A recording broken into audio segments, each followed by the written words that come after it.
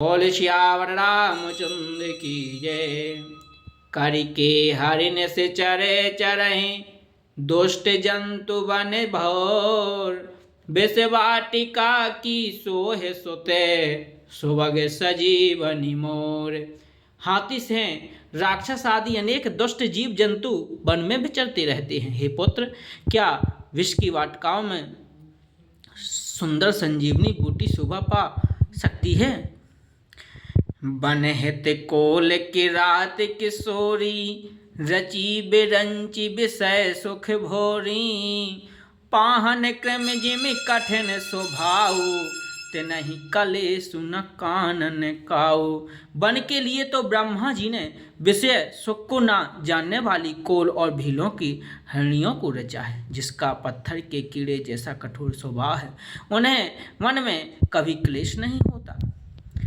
कहता पसति कानन जोगो जिन तप हेतु तजा सब भोगो। सियवन बसह तात कहीं भांति चित्र लिखित कपि देख डराते।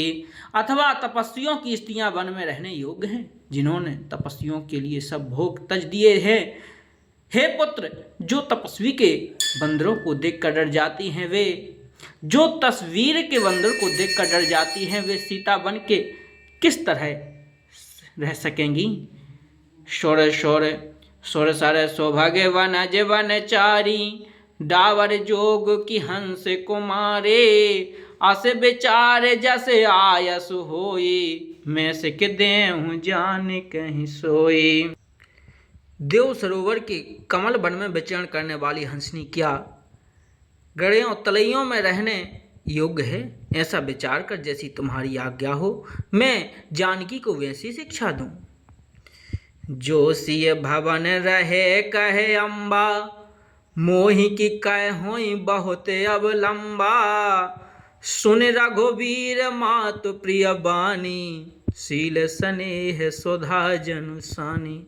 माता कहती है, यदि सीता घर में रहे तो मुझको बहुत सहारा हो जाए। श्री रामचंद्र जी, माता की प्रिय वाणी सुनकर जो मानो शील और स्नेह रूपी अमृत से सनी हुई थी, कहे प्रिय बचन विवेकमय कीन मातु परितोष।